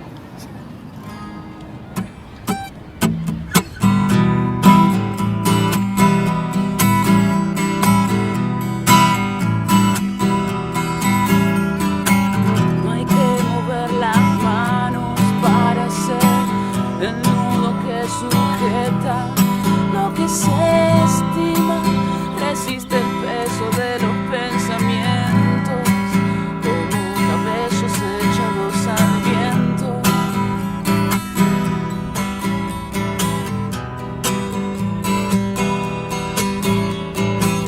Abrís tu ventanal, dejas entrar el día, el aire se renueva, sopla una brisa. Es un perfume que huele tan fresco, estimulante como una caricia.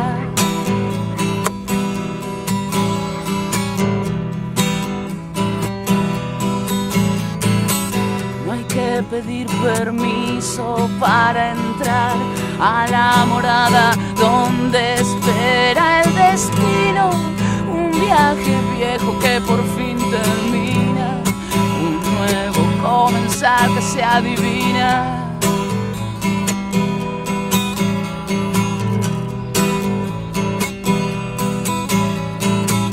Perdí toda noción si es noche o es de día.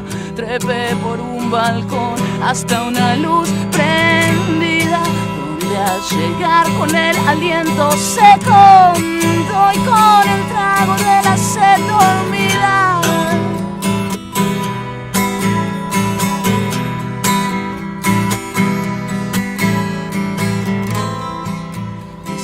Hablaste con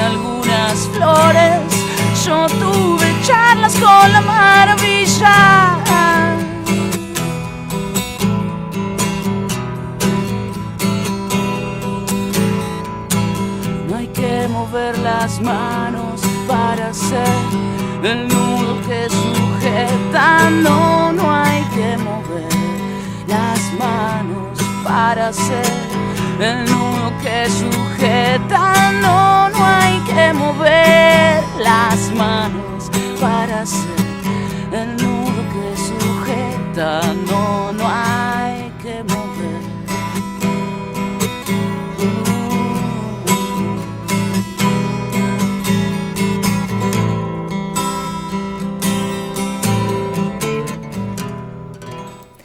Bueno, y vamos con otro de nuestros columnistas, con Diego Rubinsal. ¿Cómo estás, Diego?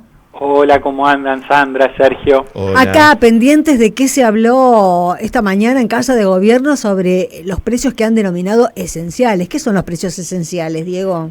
Bueno, mira, esto, digamos, lo que se habló hoy tiene que ver con los anuncios del miércoles. Si vos me permitís, yo quiero contextualizar algo, antes de entrar en los detalles. ¿Por qué pasó lo que pasó el miércoles? Yo creo que... ¿Qué pasó el miércoles? A ver, ¿a qué nos estamos refiriendo? El miércoles hubo una batería de anuncios en relación a estos llamados precios esenciales, un supuesto congelamiento de las tarifas y otras cuestiones más, créditos del ANSES y demás. ¿Por qué pasa eso? Bueno, yo entiendo que eso pasa porque ante el derrumbe de la actividad económica, el gobierno intenta, algunos lo podrán calificar manotazo de ahogado, como se quiera calificar, porque sabe que si esto sigue así, si esto no tiene por lo menos un punto de freno, el declive, llega sin chances a las elecciones. Ahora, el miércoles entonces fue el día en el que... ¿Quién fue el portavoz que anunció eso? Porque lo que hizo Macri fue hablar con la vecina en ese video tan malo. Claro, fue Sica acompañado por Stanley y Duhovne. Claro, era el trío desorientado, que tenía cara de que hace gente como nosotros en un lugar como este, y por el otro lado Macri hablando con la señora en su casa. Vos sabés que, bueno, la economía es una ciencia social, no es una ciencia exacta, no hay recetas infalibles, ni mucho menos. Lo que sí se sabe en economía, por lo menos desde la buena teoría, diría yo, desde la época de Keynes y de tantos otros, es que para conducir el ciclo económico, es decir, en momentos de crisis, uno tiene que llevar adelante políticas fiscales y monetarias que en economía se llaman expansivas, es decir, poner dinero en la calle y sobre todo abajo, digamos, para decirlo rápidamente. Ahora, el problema que tiene este gobierno es que aun si quisiera llevar adelante este tipo de políticas, algo que no está en su ADN claramente, hay una cosa que se lo está impidiendo y que es el acuerdo con el fondo. Claro. Cuando vos analizás la letra chica y la letra grande del acuerdo con el fondo, vos observás con claridad que la receta que está pidiendo el fondo que se implemente en la economía argentina es la contraria. En vez de llevar adelante una política contracíclica, es una política que en economía se llama procíclica, porque lo que recomienda es un ajuste del gasto, altas tasas de interés, y bueno, todo esto va en forma contraria a lo que postulaba, por ejemplo, Keynes. Pero, digamos, en ese punto es donde uno se pregunta, ¿el fondo apoya a Macri para que gane las próximas elecciones? ¿Le conviene o no? Porque, digamos, efectivamente estamos ante el jardín de los senderos que se bifurcan. Mira, a mí me parece, contestar esa pregunta me parece un ejercicio interesante. Si me preguntás a mí, yo te digo que el fondo tiene un plan A y un plan B, en mi opinión. El plan A es Macri, o sea, ellos están apostando por el triunfo de Macri, no dejan de apostar por el triunfo de Macri, porque de otra manera no se entiende el nivel de apoyo que tienen. O sea, si vos lo analizás desde el punto de vista, te diría, absolutamente de lógica económica, no tiene ninguna lógica los fabulosos y millonarios aportes que le viene haciendo el fondo, incluido estos 10.000 millones de dólares de último. O sea que si le hubieran retirado el apoyo, bastaría con que no le den esos 10.000 millones para que directamente el modelo estalle. Entonces, Ahora, estamos un poquito... Ahora, también hay un plan B, me parece, que el plan B es, si no llega a ganar Macri, dejar condicionada la economía argentina de tal manera que el próximo gobernante, sea quien sea, tenga fuertes restricciones para gobernar. Esa me parece que es un poco la segunda vuelta. Estamos un poquito cortos de tiempo y quería que me comentaras rápidamente qué es lo que pasó hoy. Bueno, mirá, el tema es que básicamente se confirmaron algunas de las cuestiones que andaban dando vuelta, o sea, va a haber 64 precios esenciales. En realidad son ítems, no son productos. ¿Por qué te hago esta aclaración? Porque hay más de un producto que se repite. Hay más de un fideo, hay más de un aceite, bueno. Entonces lo que se hizo fue decir, bueno, acordamos estos precios sobre, digamos, un universo que es muy reducido, porque vos pensás que el INDEC releva algo así de 20.000 precios y acá estamos hablando de 64, o sea... Sí, que además ya aumentaron en el fin de semana. Claro, esa es otra cuestión, digamos. Acá lo que ha pasado también es que, producto de todas estas idas y venidas, ya hubo aumentos para cubrirse justamente de este congelamiento. El caso más típico es el de la leche.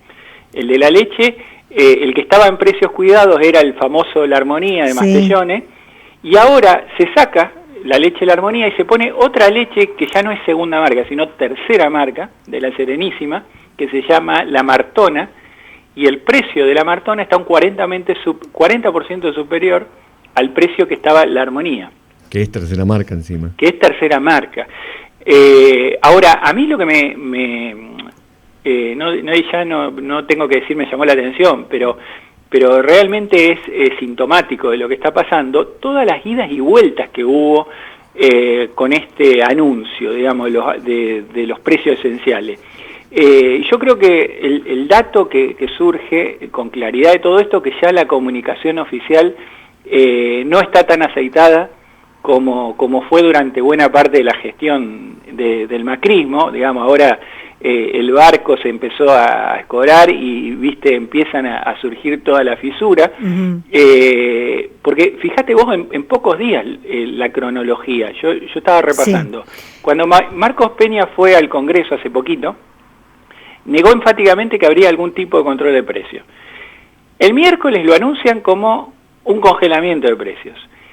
El jueves, o sea, un día después, Duhovne dijo que en realidad no se va a obligar a ninguna empresa a cumplir los acuerdos de precios, que era un pacto de caballeros. Sí, sí. El viernes, la Secretaría de Comercio anunció que iban a preparar medidas para controlar el acuerdo de precios y que si no, iban a mandar inspectores a la calle y que iban a poner multa, independientemente de si uno, digamos, con este gobierno descree que se pueda llegar a producir multas, por ejemplo, pero... Independientemente de eso, analizando el discurso oficial, en cuestiones de horas había funcionarios importantes que desmentían unos a otros con esto. Sí.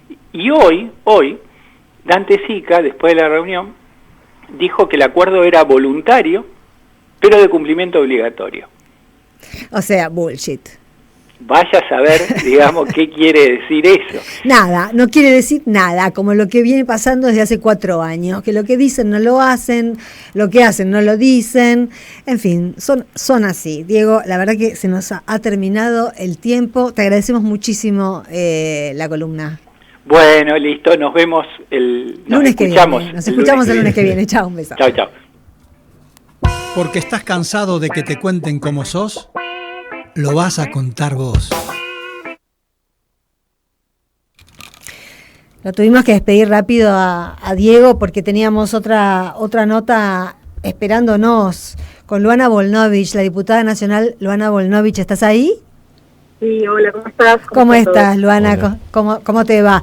Queríamos comentar con vos, porque sos una de las diputadas que más se está ocupando, que más vemos circular por los medios, ocupándose del tema previsional.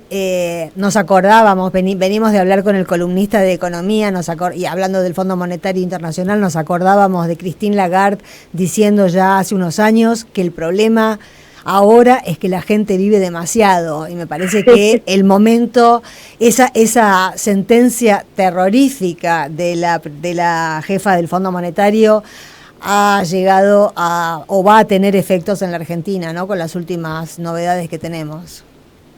Sí, sin duda alguna creo que eso ya viene teniendo efectos, ¿no? Digo, hay un plan, diría yo, sistemático, digo, no hubo con los jubilados un shock, sino que desde la ley de reparación histórica, luego con donde se llevaron puestas las moratorias previsionales, el plan de inclusión previsional, luego con la reforma previsional, que bajó un 20% de las jubilaciones, y bueno, y con el retirarse de los medicamentos, con el PAMI, y evidentemente con poner a los jubilados como un lugar, como si fuera una carga, un gasto, y no en un lugar prioritario, donde el Estado justamente es donde más tiene que estar.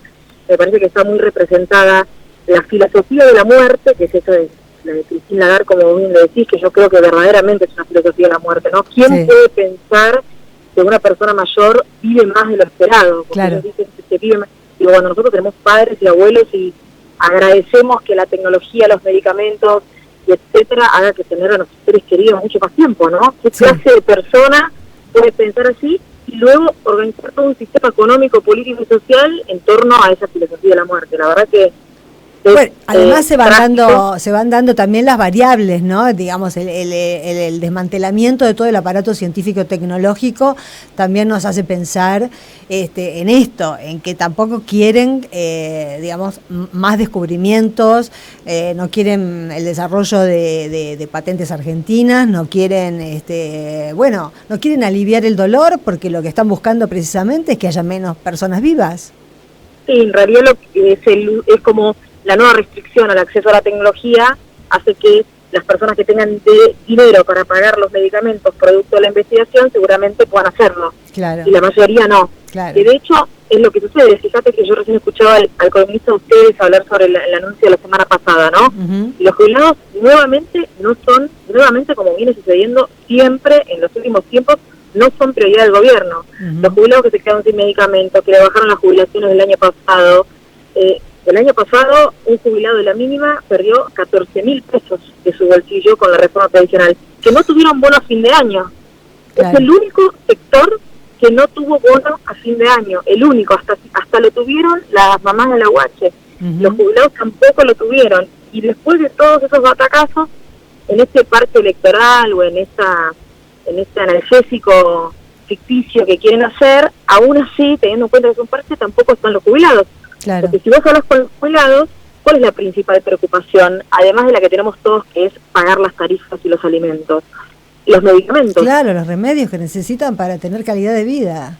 Exactamente. Hoy los medicamentos han aumentado un 260% en que gobierna Macri, producto de la economía dolarizada, por supuesto, del descalabro general, pero también producto de que el gobierno ha decidido no controlar de ninguna manera a los laboratorios y no controlar los precios de medicamentos. Entonces, hoy el medicamento cardiovascular más consumido por las personas mayores aumentó un 560% en los últimos 3 años. Qué bárbaro. ¿Quién puede afrontar un medicamento para las enfermedades cardiovasculares a ese nivel de precios, ¿no?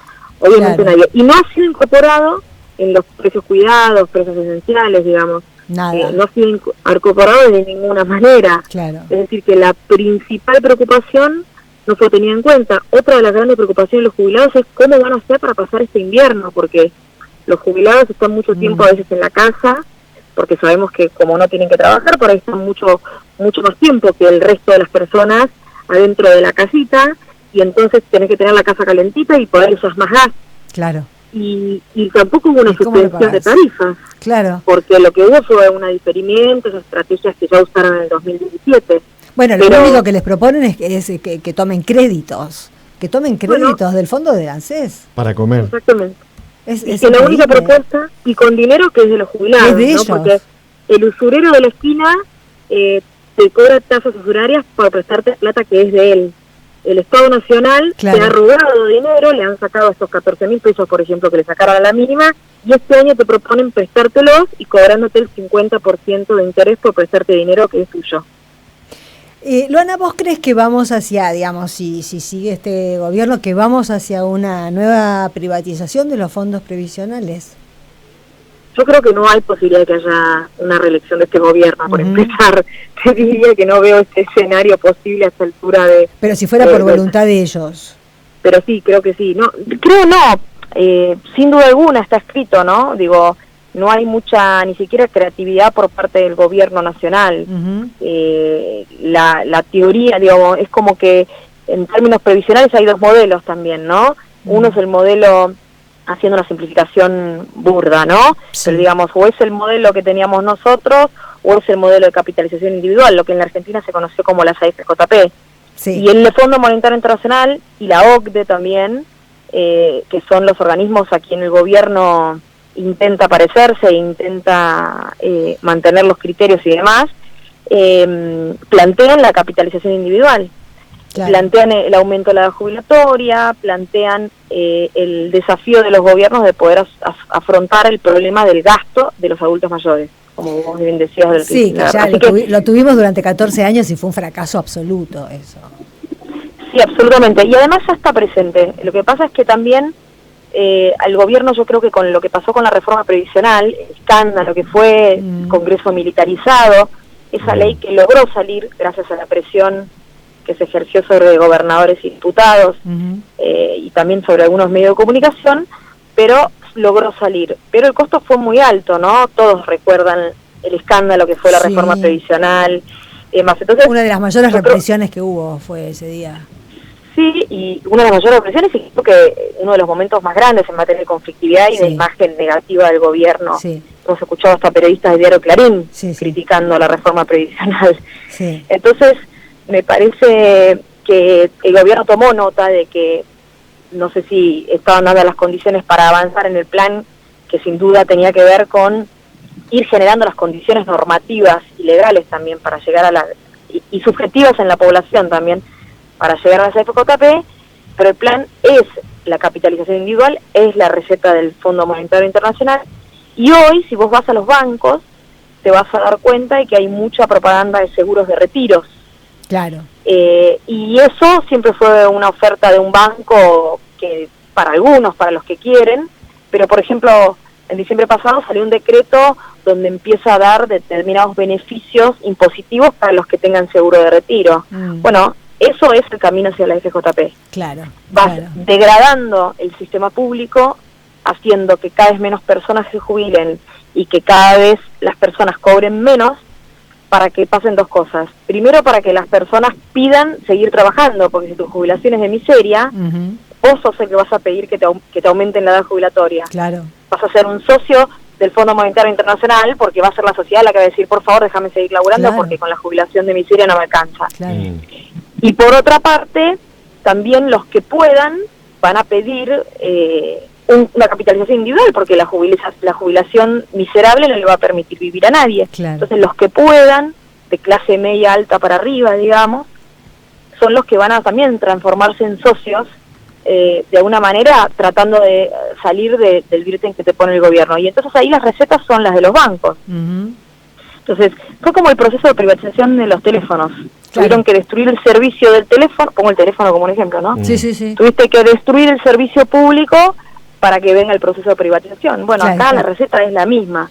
Degradar el sistema público para que luego la receta sea el banco, porque además también están desfinanciando, ¿no?, el Fondo de Garantía de Sustentabilidad y los presupuestos del ANSES, por lo cual también es cierto que va a haber un momento donde ya no va a haber plata para pagar jubilaciones, ¿no? Y por el otro lado, y la última, ¿vos ves que empieza a haber cierta organización entre los jubilados por sus propias demandas?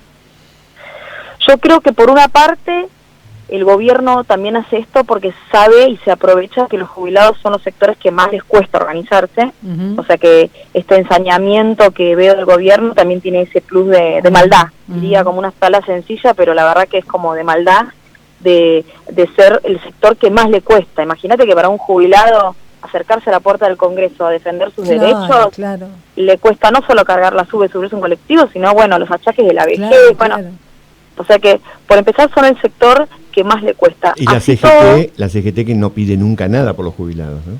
No pide nada para nadie. No pide nada para nadie. Imagínate los jubilados.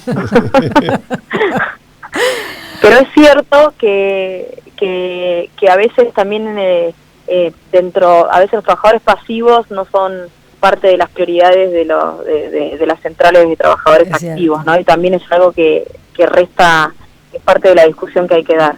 Pero sí veo igual experiencias por fuera de los gremios, infinidad de experiencias. De hecho, nosotros juntamos, digo porque yo era la diputada que estaba dentro del Congreso, pero la sociedad juntó 1.200.000 firmas contra la reforma previsional. En cada pueblito de la patria donde te imagines había una mesita con personas, ciudadanos de a pie, que sacaban una mesita a la calle o en el local, en el almacén, y juntaron 1.200.000, dando un acto, dando una muestra de organización muy importante. Y eso dejó un saldo de un montón de gente que se organiza y un montón de, no solo en centros jubilados, sino también experiencias ciudadanas, ¿no? Así como de distintos, hoy ya no se dicen jubilados, ellos se dicen adultos mayores además. Claro. Porque jubilados es digamos, una pequeña parte, en realidad la identidad es alrededor del concepto de adulto mayor. Claro. Y se van forjando esas nuevas identidades que van tomando distintos formatos organizativos a pesar de las limitaciones corporales, diría yo, y bueno, que nosotros por supuesto tratamos de apoyar y fortalecer, dando charlas, capacitaciones, tenemos mesa de ayuda previsional, intentamos, pero sí veo que hay una toma de conciencia de jóvenes y de adultos en materia de temas previsionales, ¿no? Bueno, diputada Luana Volnovich, muchas gracias por la comunicación. No, gracias a ustedes. Hasta luego. Hasta luego.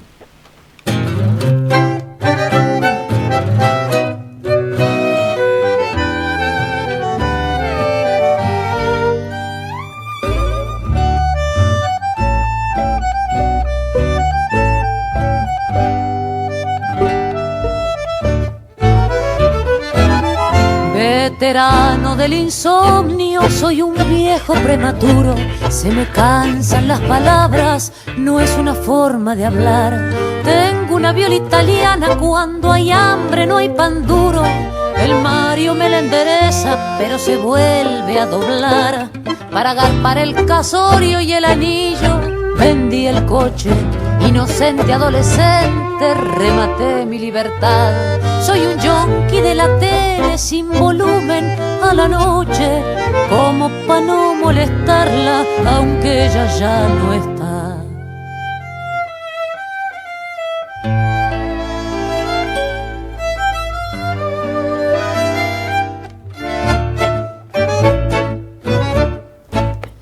Bueno, y llega el momento de mi lectura. Nos hemos acostumbrado a que en el final del programa lea algo. Lo que elegí para hoy en realidad lo subí a Facebook el otro día cuando me enteré de la muerte de Ofelia Wilhelm, la mamá de Cristina. Son 2 páginas y media de mi libro, La Presidenta. Ustedes saben que cuando yo escribí ese libro y tuve esas 4 entrevistas con Cristina, la había visto 2 veces en mi vida antes y me sorprendió. Muchas de las historias que me contó me sorprendieron muchísimo, porque esperaba que las entrevistas tuvieran un cauce por ahí más institucional, más formal, con menos detalles. Me pasó con una mujer que se acordaba y que me detallaba como eran los detallitos de sus muñecas, tenían el sellito bebé con el encaje y unas perlitas, detalles preciosos. Esto que les voy a leer ahora son 2 páginas y media de un subtítulo que es 20 de junio de 1973, el día del segundo regreso de Perón. Y creo que la pinta de cuerpo entero a Ofelia, que no fue nada más que la madre de Cristina. Fue una compañera, fue una luchadora, fue una madre soltera, fue una mujer que paró la olla en su casa, fue durante 25 años secretaria general de un gremio y, como decía Cristina, muy orgullosa, en esos 25 años no pidió un solo día de licencia gremial. Eso también creo que la pinta de cuerpo entero. Pero vamos al relato de ese día de junio de 1973. Ese fue el día de la masacre de Ezeiza. Volvía Perón a quedarse y Ofelia Wilhelm, la mamá de Cristina, estaba emperrada en ir. Le anunció a su hija mayor que iría sola. Cristina decidió acompañarla y encontrarse allí con las columnas de la FURN y el FAEP, las agrupaciones de derecho. Quedaron las dos en medio de los tiroteos, aunque de una manera singular. Fue la hija la que debió zamarrear a la madre para salir de allí. Yo estaba con la duda porque quería ir con mis compañeros de la facultad, pero mamá, dice Cristina, y sonríe con alguna dosis de resignación. Mamá quería ir. Yo le decía, mejor quédate acá, pero ¿qué? Buah, está bien, le dije, voy con vos. Salimos muy temprano, pasadas las 5 de la mañana. Fuimos con un compañero del gremio de mamá. Bajamos por Ciudad Evita y entramos por una transversal. Había que dejar el auto muy lejos, así que caminamos mucho. Serían las 6:30, estaba amaneciendo. Había una neblina muy espesa, casi cinematográfica, como en las películas de Solanas, le digo. No, mejor. No era armado. Era construcción política, no ficcional. Entramos a Ezeiza, dice Cristina, y empezamos a caminar por la Richieri. Y yo me subí al guardarrail para ver la perspectiva. Era impresionante. Eran como hormigas. Venían de todas partes. Gente sola, gente encuadrada, con banderas, con cartelitos. Vi llegar un grupo con una bandera uruguaya. Vi indios tobas, altísimos. Vi una inmensa bandera del ERP 22 de agosto. Y todo envuelto en ese humo. Llegamos después de caminar horas, ya eran más de las 10. Yo me fui para el lado que sabía que iban a estar los de la facultad. Era del lado donde estaba Evita. En el palco oficial estaba el retrato de Perón enorme en el medio. De un lado estaba Isabel y del otro Evita. Nosotros los íbamos a encontrar de ese lado. Apenas llego, siento ruidos. Pim, pim, pim. Le pregunto a un tipo que vendía choripanes. Sí, son tiros, me dijo, pero están así desde la mañana. Se empezó a formar muy claramente un cerco de la juventud sindical alrededor del palco. Me acuerdo el color verde. A eso de las 2 de la tarde, yo no sé por qué me acuerdo tan bien de los horarios, pero sí, a esa hora vi entrar las banderolas blancas con letras azules de la FURN y las azules con letras blancas del FAEP. Querían llegar al palco y no los dejaban. A las 2:15, 2:20, dice Cristina, veo que hacen fuerza para poder entrar. Armaron una típica formación de cuña, rompen el cerco y pasan. Y al instante, los tiros. La gente empezó a correr. Venían para el lado donde estábamos nosotras. Gritaban, ¡nos están cagando a tiros! Mi primera reacción fue meterme adentro del bosquecito, porque yo creí que los tiros venían solamente del palco. Me puse atrás de un árbol y mi mamá gritaba, yo me quedo a ver a Perón, yo me quedo a ver a Perón. Increíble. Yo le decía, mamá, acá no nos podemos quedar. Y de pronto empezaron a tirar de todas partes. Tiraban del palco y tiraban de atrás. Yo las amarreaba, mamá, discutimos. Ella gritaba, a mí no me va a sacar nadie. Una discusión ridícula en una escena terrible. Empezamos a caminar y a chocarnos con los miles y miles que seguían llegando y a los que desde un camión les decían, compañeros, no retrocedan. Fueron momentos muy confusos. Fue infernal. Hicimos todo el camino a la inversa. Fueron más horas caminando. A La Plata llegamos después de las 8 de la noche.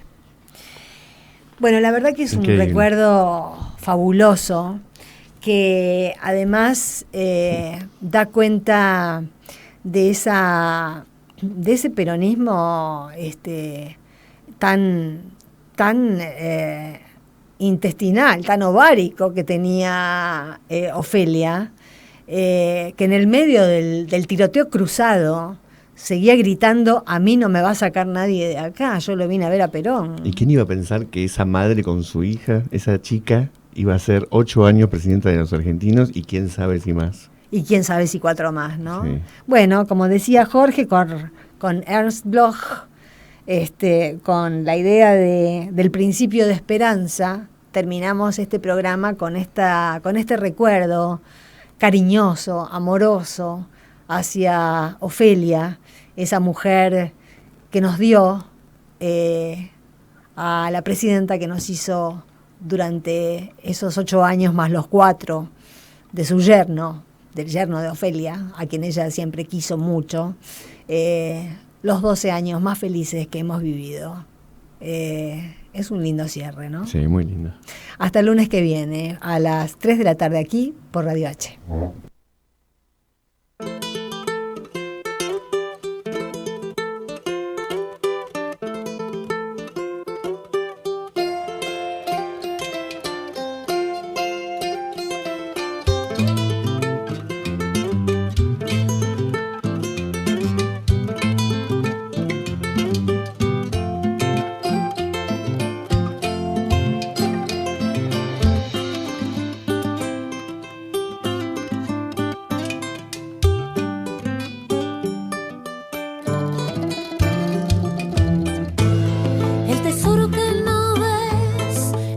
Que no ves los milagros que van a estar de tu lado cuando comiences a leer de los labios a ignorar los embustes y gustar con tu lengua de las aguas que son dulces, aunque te sientas mal si no hay amor, que no hay